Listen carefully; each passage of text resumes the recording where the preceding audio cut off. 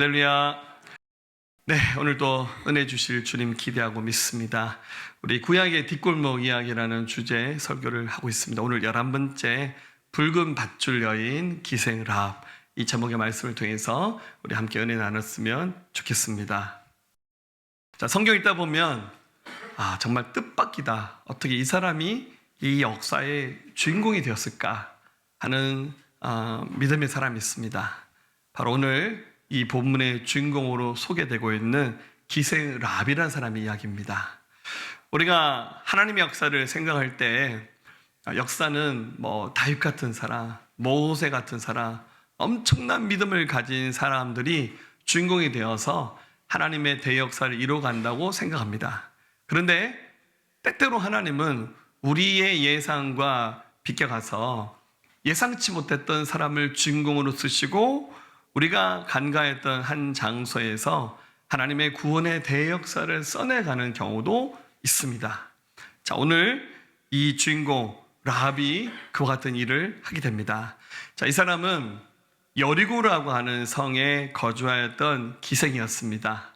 사회적으로 보면 천대받는 계층에 속한 사람이었고 또 이스라엘 백성과는 아무 상관이 없는 이방 민족 출신의 사람입니다.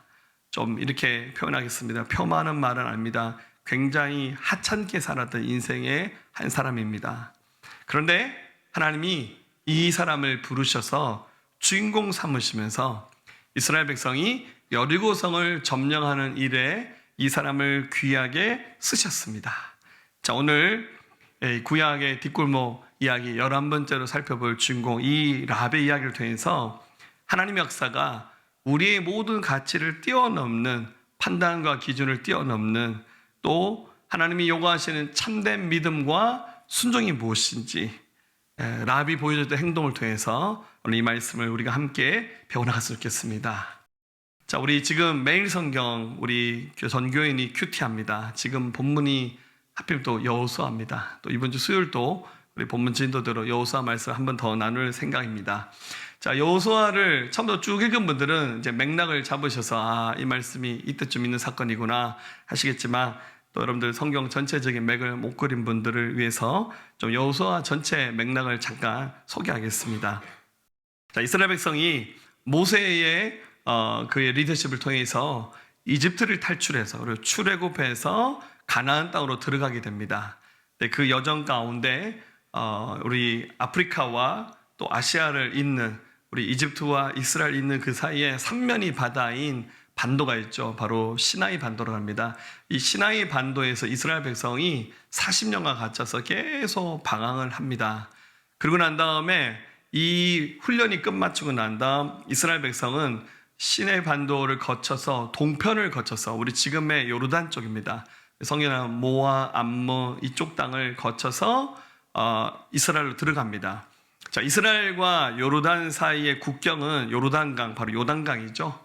자, 그래서 이 여호수아 1장에서 5장에 나오는 말씀은 이스라엘 백성이 그 요단강을 건너서 가나안 땅에 들어간 여정이 소개되고 있습니다. 자, 오늘 광고 나갔죠. 내년 2월에 우리에게서 성지순례를 가겠다고 광고가 나갔습니다. 할렐루야, 할렐루야. 자, 설교도 하고 광고도 하고. 네, 우리 이 이스라엘과 요르단의 국경에 있는 요단강, 지금은 이제 물줄기가 굉장히 얕아졌어요. 여기서 요 건너편이, 여기는 요르단, 저기는 이스라엘입니다.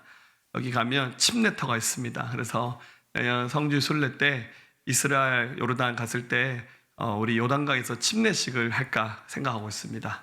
그리고 침례 받았던 분도 우리 그때는 한번 요단강에 가서 침례식을 한번 재현해 보는 것도, 리바이벌 하는 것도 괜찮을까 생각이 듭니다. 자, 그래서 여러분들 좀 기대하시고 많은 분들이 가셨으면 좋겠습니다. 자, 이스라엘 백성은 그런 방식이 아니라 아예 요단강이 갈라져서 정말 마른 땅을 건너듯이 요단강을 통과해서 들어갑니다. 자, 그러고 난 다음에 6장부터 12장은 가나안 땅을 정복하는, 약 20년 동안 이스라엘 전체를 하나님의 약속의 말씀대로 취하게 되는 역사가 여호수아에 소개되고 있고, 그리고 13장부터 21장은 그 얻었던 이스라엘 땅 전체를 지파별로 이렇게 나눠서 분배하고, 그리고 나머지 땅들은 각 지파들이 스스로 그 땅을 취하게 되는 가나안 분배 역사들이 나오고, 그리고 난 다음에 이제 22장부터 24장은 여호수아가 세상을 떠나면서 남아있는 이스라엘 백성들에게 고별 설교를 하고 유언을 하고, 그리고 하나님께 받았던 언약을 새롭게 갱신하는 것이 이게 여호수아의 전체 줄거리입니다. 자, 그러면 이제 오늘 본문 2장은 드디어 이스라엘 백성이 요단강을 건너서 가나안 땅으로 들어가는 여정입니다. 여러분 지도를 보면 여러분 지도 좌측이 이제 요르단에서 이스라엘로 들어갑니다. 자, 여러분들 어디로 들어가야겠습니까? 여러분들 이 이스라엘 안에는 자연적으로 형성된 길이 크게 세 가지가 있습니다. 해안도로, 여러분들 우리 지중해 연안을 따라서 만들어진 바닷가 길이라서 비아마리스라는 길이 있습니다. 라틴어로 이제 바닷길이라는 뜻이죠. 요 해안가의 길이 있고, 그리고 산악지대를 통해서 나온 좀 험한 길인데 족장길이라고 있습니다. 그리고 가장 좋은 길은 왕의 대로입니다. 우리 킹스 하이웨이라 말합니다. 그래서 성경에 나오는 대부분의 지명들은 다 이 왕의 대로 주변에 있는 도시들입니다. 성경에 나오는 구약의 역사들, 신약까지도 대부분 다 왕의 대로 주변에서 일어났던 사건들이 성경에 나오는 이야기를 대부분 차지하고 있습니다. 자, 이스라엘 백성이 밑에서 시내 반도에서 올라와서 요르단을 통과해서 요단강 건너서 가나안 땅에 들어갈 때 당연히 왕의 대로를 통과합니다. 이 왕의 대로를 통과할 때 첫 번째 마주하게 되는 성이 바로 오늘 성경에 나오는 여리고라는 성입니다. 자, 6장 1절을 보니까 이스라엘 자손들로 말미암아 여리고는 굳게 닫혔고 출입한 자가 없더라. 우리 이제 뒤에 실제로 여리고를 점령할 때 그 말씀인데요. 이 여리고가 굉장히 견고한 성입니다. 지금 이 사진은 실제 성경에 나오는 고대 여리고를 복원한 모형도입니다. 여러분 딱 보니까 구조가 굉장히 특이하죠. 성벽이 이중으로 되어 있습니다. 자, 그래서 이 여리고는 여러분 여기는 다 원래는 사해바다보다 더 낮은 곳들입니다. 여기는 굉장히 저지대입니다. 그러니까 해수면보다 더 낮은데 이스라엘 대부분 도시들이 있습니다. 그런데 이 여리고는 밑에 그 옹벽을 샀는데 옹벽의 높이가 45m였다고 합니다. 그러니까 굉장히 저지대 위에 굉장히 높은 곳에 도시를 만들었습니다. 그리고 이 벽의 구조가 이중 구조인데 바깥에는 외벽은 그렇게 높지 않았습니다. 한 몇 미터밖에 안 되는데 뒤에 안에 내벽이 있는데 내벽의 높이가 약 14m가 됐다고 합니다. 그런데 중요한 것은 두께입니다. 이 성벽의 두께가 2m입니다. 여러분들 2m짜리 벽을 쌓아 올렸다는 것은 당시에 굉장한 성벽을 건축했다는 뜻입니다. 여러분들 영화에 보면 막 성벽을 건축할 때 막 돌 같은 걸 막 쌓아서 성벽을 무너뜨려서 침공하는 그런 장면들 많이 보셨잖아요. 2m짜리 벽을 뚫는 것은 사실 거의 불가능합니다. 굉장히 잘 지어졌어요. 또 이게 높은 고지대에 있었기 때문에 출입구를 딱 막으면 누구도 이 여리고성을 침략할 수 없습니다. 실제 이 성벽의 둘레는 600m입니다. 그리고 한 평수는 7,345평이었다 그러고 성 안의 인구는 700명이었고 주변의 지역의 인구까지 계산하면 한 1,500명. 그러니까 실제로 2,000명이 안 되는 겁니다. 들으면서 짱네 이렇게 얘기하시는 건데 이게 여러분들 지금 3,500년, 3,400년 전의 얘기입니다. 실제로 고고학적으로 3,400년경에 여리고성이 이스라엘 침공을 받아서 무너졌고 이 여리고성의 흔적들이 여러분 이 지역에 가면 고스란히 다 남아 있습니다. 자, 그래서 일찍부터 문명이 발전했던 세계 역사의 손가락에 꼽힌 고대 문명이 있었던 곳이 바로 여리고입니다. 자, 근데 이스라엘은 왕의 대로를 통과해서 가나안 땅에 들어가야 되니까 무조건 여리고를 통과해야 됩니다.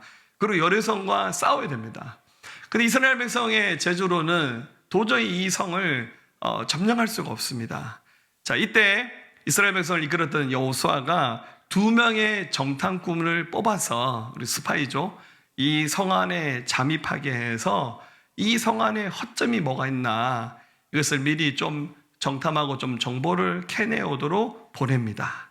자, 오늘 이 본문 말씀은 바로 2명의 정탐꾼이 여리고성에 잠입하면서 여기서 한 사람을 만나는데 그 사람이 바로 오늘 주인공 라합이라는 사람입니다. 자, 라합은 어떤 사람이냐면 굉장히 미천한 사람입니다. 이 라합의 이야기를 통해서 하나님은 작은 자를 통해서 일하시는 하나님이라는 사실을 우리가 이 말씀을 통해서 알 수 있습니다. 우리 한번 오늘 읽지 않았지만 2장 1절 말씀 읽어볼까요? 논의 아들 여호수아가 시딤에서 두 사람을 정탐꾼으로 보내며 이르되 가서 그 땅과 여리고를 엿보러 하매 그들이 가서 라비라 하는 기생의 집에 들어가 거기서 유숙하더니. 자, 여러분들 정탐꾼이 이제 갔으면 성안을 둘러봐야 되겠죠. 신분을 숨기고 왔습니다. 그럼 여러분들 거기서 뭔가 숙박할 수 있는 장소를 찾아야 되는데 하필이면 라비라는 사람의 집에 머뭅니다. 왜 그럴까요, 여러분들? 여기 기생이라는 단어에 답이 있습니다.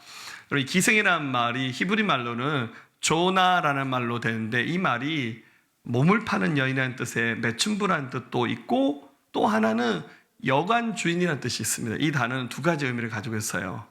그러니까 실제로 라합은 숙박시설을 운영했던 여관 주인이었고 또 여기서 더 나가서 실제 매춘하는 여성이었습니다. 자, 그러니까 두 명의 정탐꾼이 여기서 들어가서 잠자리로 얻었던 집이 하필은 라합의 집이었던 겁니다. 자, 여러분 오늘날도 매춘을 하는 일을 직업으로 갖고 있다면 여러분도 아마 색안경 끼고 보시고 굉장히 많은 편견을 가지고 보실 겁니다. 참 이게 법적으로 매춘이 금지되었지만 실제로 존재하잖아요. 우리 포항에도 구역전 근처에 가면 그런 곳들이 덜어 있습니다. 시내 볼일 보러 갔다가 이게 그쪽으로 혹시 골목에 좀 지나가게 되면 저는 가능하면 그쪽에서 시선을 주지 않고 가능하면 그쪽 골목 발을 안 딛고 가고 싶은 좀 그런 마음이 있더라고요. 오늘날도 그런데 여러분 3,400년 전에 이 매춘하는 일을 직업을 가졌던 사람들에 대한 사람들의 인식이 어떻겠습니까? 굉장히 하찮게 받고 손가락질하면서 사람들이 그렇게 썩 달갑게 보지는 않았을 겁니다. 그런데 하나님이 오늘 이 대역사를 써내려 가시는 일에 주인공으로 선택하신 사람이 기생 라합이었습니다. 희한하죠? 하나님의 역사는 우리의 상식과 우리의 그 보편적인 방법을 깨트리는 방식으로 하나님의 일이 진행됩니다. 왜 그렇겠습니까? 이 모든 일이 하나님이 하신다는 사실. 하나님은 사람의 겉모습을 보시는 분이 아니라 하나님 우리의 중심을 보신다는 사실을 알 수 있습니다. 고린도서 1장 27절 29절 한번 같이 읽어볼까요? 그러나 하나님께서 세상에 미련한 것들을 택하사 지은 자들을 부끄럽게 하려 하시고 세상에 약한 것들을 택하사 강한 것들을 부끄럽게 하려 하시며 하나님께서 세상에 천한 것들과 멸시받는 것들과 없는 것들을 택하사 있는 것들을 폐하려 하시나니 이는 아무 육체도 하나님 앞에서 자랑하지 못하게 하려 하심이라. 아멘. 누구라도 자랑할 수 없게끔 하나님이 하시는 일에 대해서 내가 굉장히 잘난 사람이라고, 내가 의로운 사람이라고, 내가 굉장히 스펙이 쌓여있는 사람이라고, 여러분 그런 자격 따지기 시작하면 어느새 우리의 교만한 마음이 올라와서 하나님의 은혜를 다 가려버립니다. 여러분 두려워하지 마십시오. 내가 너무 부족해서 하나님 앞에 쓰임받을 수 있을까? 내가 세상에서 인정받지 못하는 낙인 찍힌 인생인데 혹시 여러분 그런 마음 가졌다면 여러분 예수 그리스도 안에 들어와서 새로운 믿음의 시작을 하시면 하나님은 우리의 과거만 보시는 분이 아닙니다. 회개하면 우리의 죄를 하나님은 기억하지 아니하시고 다 용서하십니다. 우리 하나님 째째하신 분 아니세요. 사람은 좀 자주 그래요. 수틀어지면 근데 있잖아 내가 옛날에 용서한 거 취소다 일로 와봐라 하면서 그리고 그걸 어떤 일기장에 써놔요. 서랍을 딱 엽니다. 우리 경상도 말로 빼다지를 열어가지고 맨날 며칠 그랬지 내가 다 적어놨다.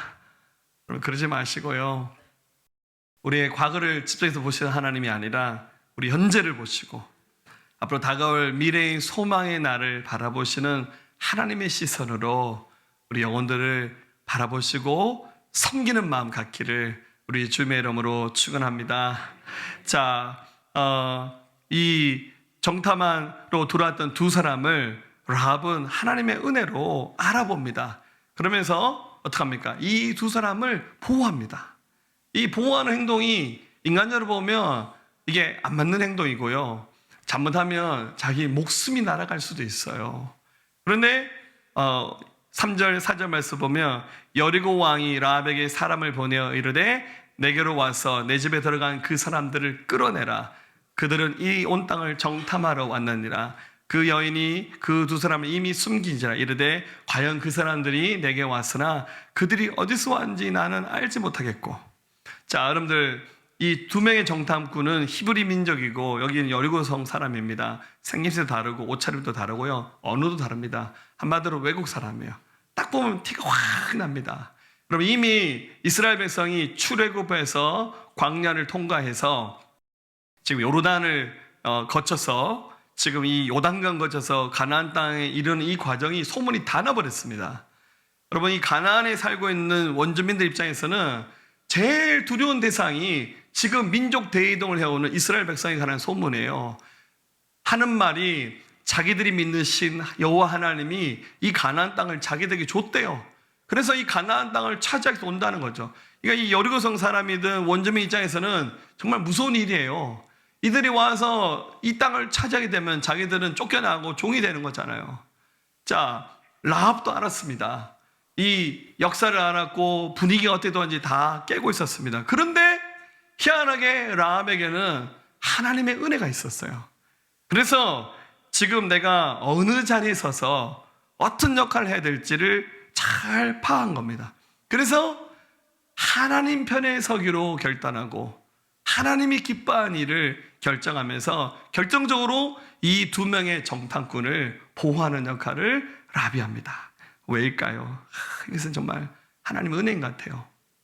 중요한 것은 그 은혜를 취하는 것은 누구의 축복입니까?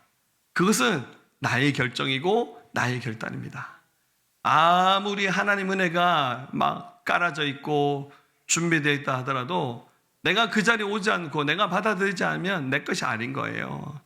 일방적으로 부어진 하나님의 은혜 같지만 이것을 취했던 것은 라합의 빛나는 믿음입니다. 자, 그래서 라합의 믿음을 표현하면 그는 말이 아니라 행동으로 증명하는 믿음을 보여줍니다. 자, 지금 이스라엘 백성이 이렇게 들어오고 있고 하나님의 역사를 바라보면서 라합이 하나님에 대한 믿음이 생겨나기 시작했어요. 자, 우리 성경에서는 이런 것을 뭐라 말하냐면 에베소 2장 8절에서 너희는 그 은혜에 의하여 믿음으로 말미암아 구원을 받았으니 이것은 너에게서 난 것이 아니라 하나님의 선물이라고. 하나님이 라합에게 이 믿음을 선물로 주셨어요. 그래서 지금 이 하나님의 대역사를 보면서요, 라합이 여기에서는 하나님이 일을 행하시겠구나, 그가 상황 판단합니다. 그러고 난 다음에 해야 될 결정은 뭡니까? 이 믿음을 행동으로 옮기는 겁니다. 여러분들, 믿음은 내가 하나님을 경험하고 알고 있는 것이 실제로 내 삶을 통해서 증명되어지는 것이 그게 진짜 믿음입니다. 자, 라합이 이렇게 말합니다. 두 명의 정탐꾼을 무사히 숨겨져서 풀어주면서요, 9절 11절에 말하되 여호와께서 이 땅을 너에게 주신 줄을 내가 아노라. 우리가 심히 두렵고하고 이 땅 주민들이 다 너희 앞에서 간담이 녹나니 이는 너희가 애굽에서 나올 때에 여호와께서 너희 앞에서 홍해물을 마르게 하신 일과 너희가 요단 저쪽에 있는 아무리 사람의 두 왕 시온과 옥에게 행한 일, 곧 그들을 전멸시킬 일을 우리가 들었음이니라. 우리가 듣자 곧 마음이 녹았고 너희로 말미암아 사람이 정신을 잃었나니 너희의 하나님 여호와는 위로는 하늘에서도 아래로는 땅에서도 하나님이시라. 자, 여기서 9절에 라합이 말하기를 내가 이것을 알았다 말합니다. 내가 여호와 하나님께서 이 땅을 너에게 준 것을 내가 알고 있다고. 여러분, 이 안다는 말이 히브리 말로 야다라는 말로 되어 있는데요, 이 말은 지식으로 안다는 것이 아니라 깊이 깨닫고 마음에 새겨지는 진짜 믿음이 된 거예요. 나는 하나님 아버지를 만났고 경험했습니다. 이 말이 그냥 입으로만 쏟아지는 말이 아니라 실제 믿음이 되어서요. 여러분, 실제 믿음이 되면 그 다음은 뭐 해야 됩니까? 행동해야죠. 내가 주님 사랑합니다. 주님 사랑합니다. 제가 기도해 보니까 주님이 제일 기뻐하시는 말이 그런 말인 것 같아요. 주님 사랑합니다. 사랑합니다. 하다못해 여러분, 집에서 키우는 애완 강아지도요, 사랑한다, 사랑한다 하면 좋아합니다, 여러분들. 근데 여러분들 믿음을 고백하셨고 주님 사랑한다 고백하셨다면 이제 어떻게 하셔야 됩니까? 행동으로 옮겨야 됩니다. 실제 행동을 통해서 그 믿음을 증명하셔야 돼요. 야고보서 2장 17절 이와 같이 행함이 없는 믿음은 그 자체가 죽은 것이라. 믿음은 행동을 통해서 증명하는 겁니다. 아무리 화려하고 아름다운 고백을 한다 할지라도 하나님의 말씀이 실제로 이루어진 그 장소에서 거기에 자기 인생을 걸고 생명 걸고 함께 그 자리에 함께하는 것이 그게 진짜 믿음입니다. 이번 주에 말씀 나눴잖아요. 내 마음을 다하고 목숨을 다하고 뜻을 다하여 주 너의 하나님을 사랑하라고. 그게 진짜 사랑하는 거예요. 저 주님 사랑합니다 말은 고백하지만 하나도 행동으로 나타내지 않고 증명하지 않는다면 여러분 그건 죽은 믿음입니다. 진짜 믿음은 믿음과 행함이 양팔 저울의 양축을 이루면서 균형을 이루어야 됩니다. 많은 활약이 하는데 없어요. 또 어찌된 일인지 믿음은 없는데 행동을만 앞서가는 것도 그것도 틀린 겁니다. 균형을 이루는 믿음이 그게 진짜 믿음입니다. 여러분 이제 라합은 어떻게 됩니까? 하나님의 대역사를 봤습니다. 하나님이 일하시는 그 장소를 봤습니다. 이제 정말 순종을 해야 되는 결단을 해야 돼요. 하나님이 이스라엘 백성이 지금 여리고성을 점령해서 가나안으로 진군한 그 역사를 보면서 그가 믿음으로 신뢰하면서 하나님이 행하신 일 앞에 자기 삶을 드려내 것은 생명 걸고 해야 되는 일입니다. 여러분 우리 이번 주간 기도 집회를 했습니다. 지난 주가 너무 수고하고 애써주셨습니다. 너무 감사하죠. 예, 시간마다 와서 기도하는 여러분들 저보다 여러분들이 더 대단하다고 생각합니다.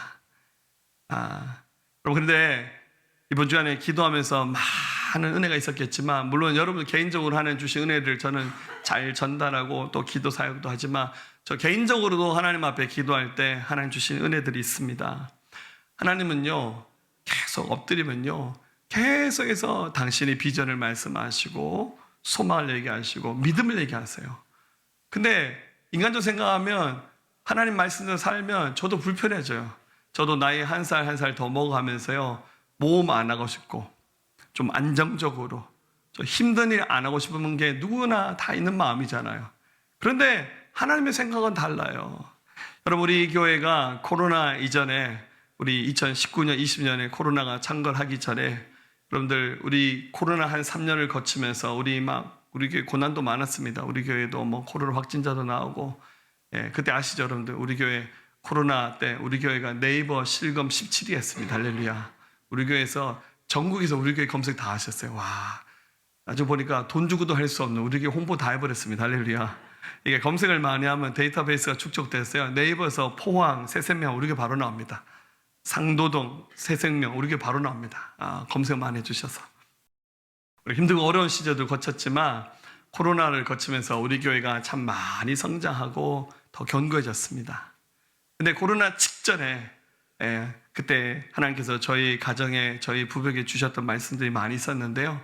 저희가 그 말씀 받으면서 저희 옥합을 깨트리면서 순종했습니다. 그때 주셨던 말씀이 하나님께서 교회에 부흥을 주시겠다 말씀하시더라고요.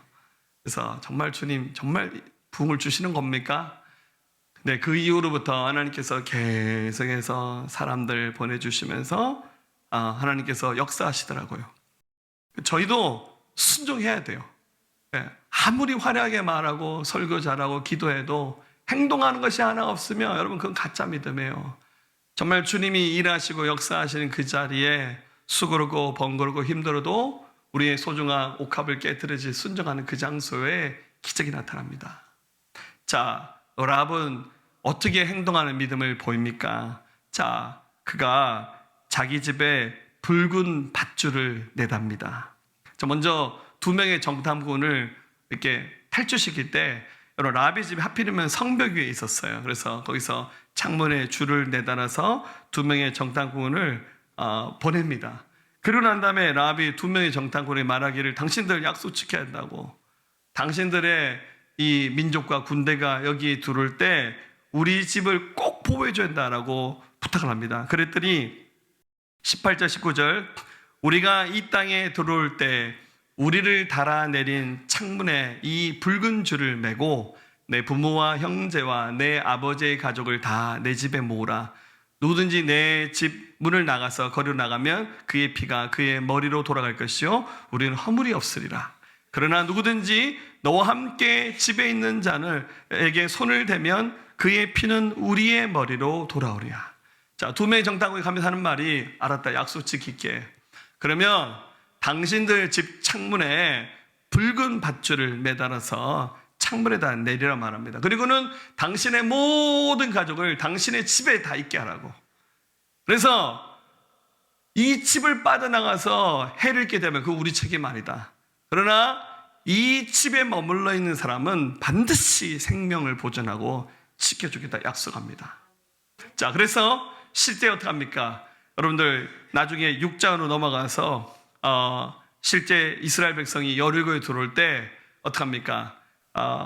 우리 라합이 자기 집 창문에 붉은 밧줄을 내걸어서 여기가 라합의 집이다라는 것을 표시를 합니다. 자, 그런데 이 붉은 줄이란 말이 히브리 말로 티크와라는 말로 돼서 이게 말 그대로 로프라는 말입니다. 줄이라는 뜻입니다. 그런데 여러분, 이 단어에는 한 가지 뜻이 더 있습니다. 그게 바로 뭐냐면 희망입니다. 희망. 그래서 이 라합이 창문에다가 붉은 줄을 내다는 순간에는 그가 희망을 가지고 소망을 가지고 믿음으로 이 닻을 던진 거예요. 자, 2장 21절 라합이 이르되 너희 말대로 할 것이라. 그들을 보내어 가게 하고 붉은 줄을 창문에 매니라. 자, 라합이 창문에다가 붉은 줄을 다는 이 행동은 믿음으로 순종하면서 보여준 거예요. 이 말은 여호와 하나님이 우리의 구원자시고 우리의 능력이 된다는 사실을 그가 믿음으로 행동하면서, 어쩌면 이 두 명의 정탐꾼을 보호하는 그 자체가 여러분들 여리고성 사람 입장에서는 굉장히 자기 민족에게 반하는 행동으로, 나쁘게 말하면 매국노처럼 보일 수 있는 그런 행동이잖아요. 그런데 이 라합은 하나님 편에 서는 것을 더 소중히 여기면서 그런 편견들 다 깨트리고는 믿음으로 붉은 줄을 창문으로 던집니다. 근데 여러분, 이 줄이란 말을 제가 히브리 말로 쭉 찾아보니까요, 이게 참 재밌는 말입니다. 19세기에 나프탈리 헤르츠 임베르, 이름이 어렵네요. 이런 유대인 한 시인이 시를 썼는데 그 시의 제목이 방금 이 밧줄이라는 히브리 단어입니다. 티크마라는 단어를 가지고 시를 썼는데, 이분의 시가 나중에 어떻게 되냐면 지금 현재 이스라엘의 국가의 가사가 됩니다. 이게 하티그마라는 히브리 말인데 이게 영어로 더 호프라는 뜻입니다. 가사가 이렇습니다. 여러분, 이스라엘 백성이 2000년 동안, 약 1900년 동안 나라 없이 살다가 세계 2차 대전이 끝나고 난 다음에 1948년에 나라를 회복했잖아요. 그들이 꿈에도 소원이 그 가나안 땅에 들어가는 거예요. 2000년 가까이 그들이 유럽으로, 아프리카로 나라 없이 유대인들이 흩어져 살면서요, 그들 언어와 문화와 신화를 지키면서 꿈에도 소원이 그 고토인 가나안으로 돌아가는 겁니다. 근데 하나님께서 기적적으로 돌아가게 하셨어요. 그들이 노래 부를 때 이렇게 노래 불렀습니다. 아직도 우리 마음속 깊이 유대인의 영혼이 꿈틀대고 동방 끝너머로 시온을 바라보느라. 아직 우리 희망은 사라지지 않았으니 2000년을 이어온 희망, 우리 땅에서 자유로운 민족이 되리라. 시온과 예루살렘의 성에서. 자, 이들은 그 가나안을 향한 가나안의 귀환 운동, 이거 시오니즘 운동이라 그러죠. 이게 그들의 마음속에 있었는데, 사실은 알고 보면 훨씬 더 과거로 돌아가서 3400년, 500년 전에 라합이 붉은 밧줄을, 이 붉은 밧줄을 던져는 이 순간, 여기에는 나의 모든 희망과 소망이 우리 하나님 아버지께 있다는 믿음의 고백으로 이것을 던진 겁니다. 하나님의 놀라우신 은혜입니다. 우리가 구원을 어떻게 받습니까? 우리의 이 구원의 밧줄을 예수 그리스도께 던질 때, 예수님께 모든 소망을 두고 바라볼 때, 이 믿음이 이론적인 믿음이 아니라 실제로 우리의 모든 구원이 예수 그리스도로 말미암아 시작된다는 것을 믿고, 오늘 이 라합은 목숨을 걸고 이 여리고성 가운데서 이스라엘 백성 2명의 정탐꾼을 보호하면서 자기 믿음을 드러내면서 하나님께 영광을 돌려드렸습니다. 여러분, 이 사건이 굉장히 흡사하게 애굽에서 이스라엘 백성이 탈출할 때 10가지 재앙 중에 10번째 재앙이 뭡니까? 모든 집마다 양의 피를, 붉은 피를 칠해 돌아갔습니다. 그 피가 있는 집은 하나님의 백성의 집이고 피가 없는 집은 하나님을 섬기지 않는 것으로 간주해서 그날 밤 죽음의 천사가 지나가면서 피가 묻어있는 집은 하나님 보호하셨고 피가 없는 집은 사람이든 짐승이든 장자와 첫 새끼를 하나님께서 생명을 취해가 버리셨어요.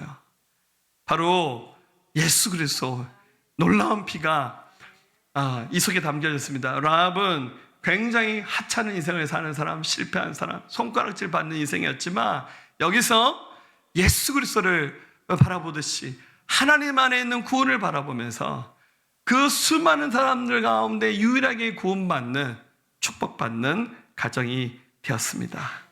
사랑하는 여러분, 이러한 하나님의 대역사는 지금도 이루어지고 있습니다. 우리 포항은 어떤 점에서 대한민국 수도권은 아닙니다. 우리 변방입니다. 여러분들, 우리 대한민국 인구 절반이 수도권에 살고 있습니다. 우리는 잘 모르지만 수도권 사는 사람들은 대전 이남에는 사람 안 사는 줄 안다고 그러더라고요. 기분 나쁘죠? 어떤 점에서 아무도 주목하지 않는 사람이 바로 이 기생 라합입니다. 근데 그가 여리고성에 돌았던 2명의 정탐꾼을 보호하는 그 과정에서 하나님의 역사를 받고 또 무엇을 순종해야 되고 뭘 결단해야 되는지 알면서 순종함으로 하나님의 대역사를 써내가는 일에 그가 쓰임받았습니다. 이 2 사람의 정탐꾼의 이름이 밝혀지지 않았는데 성경에 이름이 안 나옵니다. 성경 연구하는 사람들이 추측하기를 한 사람은 갈렙이다 말합니다. 우리 가나안 땅에 들어갔던 유일했던 살아는 2 사람이 갈렙과 여호수아잖아요. 그래서 한 사람은 갈렙이고 한 사람은 아론의 손자였던 비누아스라고 하는 제사장일 가능성이 크다라고 말합니다. 근데 또 다른 성경 연구하는 사람들은 한 사람은 살몬이었다고 추측합니다. 살몬이 누군지 아십니까? 한참 후에 돌아가서 마태복음 1장에서 예수님 오신 족보를 소개할 때 마태복음 1장 5절 6절 먼저 보면 살몬은 라합에게서 보아스를 낳고 보아스는 루스에게서 오벳을 낳고 오벳은 이새를 낳고 이새는 다윗 왕을 낳으니라. 다윗은 우리야의 아내에게서 솔로몬을 낳고. 잘 보십시오. 라합이 누구랑 결혼하냐면 히브리 민족과 결혼합니다. 이 사람은 이방 출신이고 기생 출신에 굉장히 보잘것없는 사람이었지만 여리고성이 점령당하는 순간 보호를 받고 살몬이라는 사람과 결혼합니다. 저는 이 살몬이 2명의 정탐꾼 중에 한 사람이었지 않았을까, 보아하는 중에 좀 로맨스가 있지 않았을까, 뭐 그런 생각 한번 가져봅니다. 나중에 이 사람이 누굴 낳습니까? 보아스를 낳아요. 그럼 보아스가 누굽니까? 룻기에 나오는 주인공입니다. 룻도 이방 사람이죠. 룻이 나중에 결혼해서 자기 남편이 죽고 자기 어머니를 따라 시어머니를 따라서 이스라엘에 들어와서 결혼했는데 하필 그 사람이 보아스였어요. 기가 막힌 집안이죠. 보아스가 오벳을 낳고 오벳이 이새를 낳고 이새가 바로 다윗을 낳습니다. 이 혈통 이렇게 끝나지 않죠. 우리 16절로 가면 마태복음 1장 16절에 가면 야곱은 마리아의 남편 요셉을 낳았으니 마리아에게서 그리스도라 칭하는 예수가 나시니라. 이 족보가 누구네 집안입니까? 저희 김씨 집안 족보가 아니고 예수님의 직계 혈통에 들어가는 족보에 바로 라합이 들어갑니다. 이게 있을 수 없는 사건입니다, 여러분들. 근데 하나님이 되게 하셨어요. 이유는 뭡니까? 하나님 하시니까 우리가 알 수 없죠. 분명한 것은 믿음이 필요한 순간 그가 믿음을 받아들였고 결단하니까 하나님이 그를 사용하신 거예요. 그냥 그 여리고성에 딴 사람들은 편안 있고 이스라엘 백성들이 여리고 점령할 수 있나? 그냥 쳐다보면서 하나님을 받아들이지 않았더라면 이 라합이라는 사람은 성경에 나오지도 않고 그러니까 역사에 묻혀진 아무 이름 없는 그냥 사람을 지나가는 거예요. 근데 순종했더니 하나님 바라봤더니 하나님이 그를 변방에서 쓰시는 역사의 주인공으로 삼으신 겁니다. 여러분들에게 묻고 싶습니다. 여러분 지금 어떤 믿음의 결단하고 있습니까? 계속 머리로 계산만 하시죠. 믿음으로 사니까 별거 없더라. 여러분 그렇게 계산하면 그 계산한 대로만 사는 거예요. 하나님 우리 계산과 경험을 초월하신 분입니다. 내 삶에서 실제로 믿음이 나타나고 있는지 그거 증명하시면서 순종하셔야 됩니다. 여러분 하나님께서 많은 말씀들 주시고 감동 주시죠. 제발 여러분의 고집 경험 버리세요.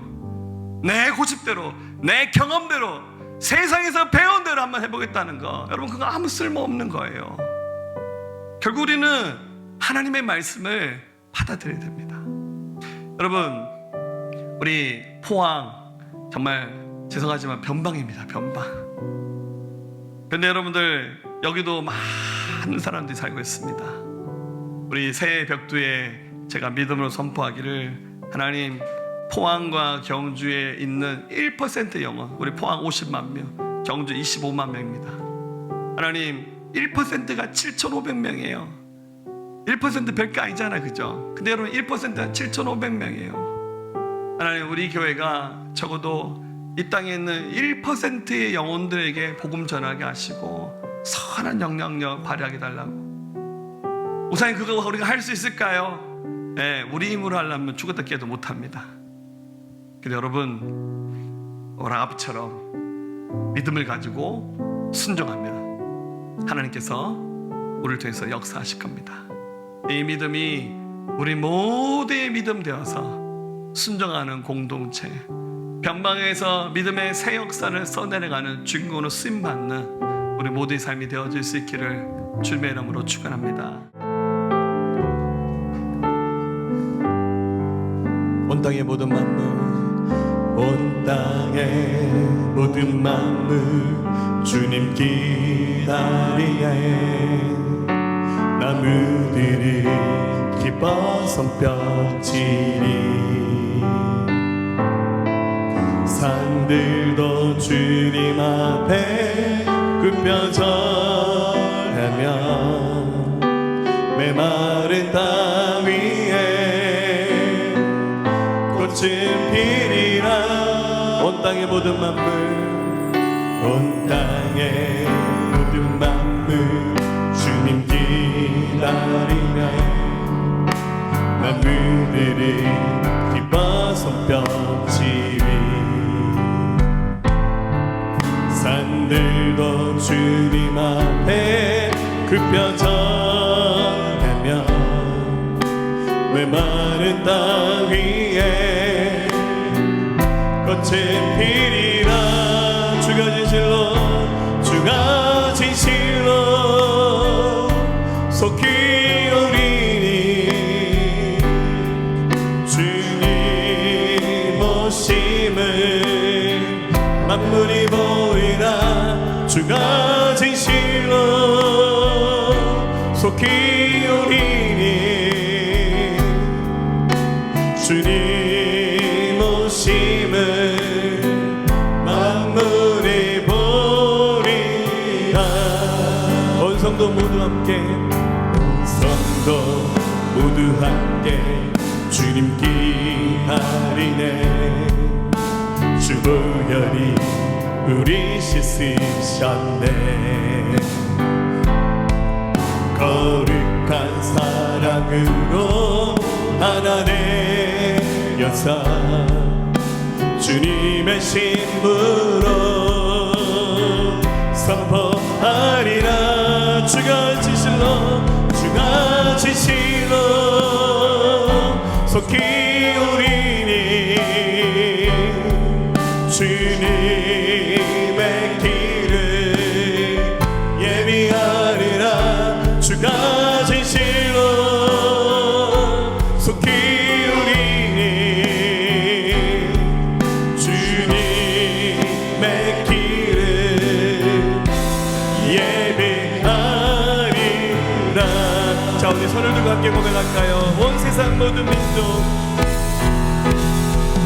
온 세상 모든 민족 주님 기다리네 열방은 기다라게 합니다. 예수는 그리스도 예수는 그리스도 만유의 주님 모든 소리 높여 선포하리라. 온 세상 모든 민족 온 세상 모든 민족 주님 기다리네 열방을 그만하게 하리라. 우리 선포합시다. 예수는 그리스도 예수는 그리스도 만유의 주님 모든 소리 높여 선포하리라. 왕이 오시네 왕이 오시네 왕이 오시네 영광의 주님이 다시 오시니 왕이 오시네 왕이 오시네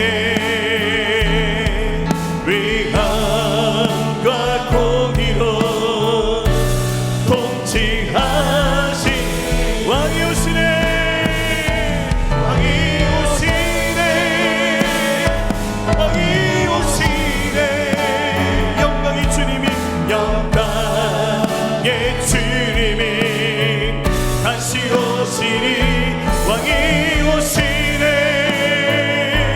왕이 오시네 예수와 우리와 예수와 우리와 다스리 잠을 들어가면 왕이 오시네 왕이 오시네 왕이 오시네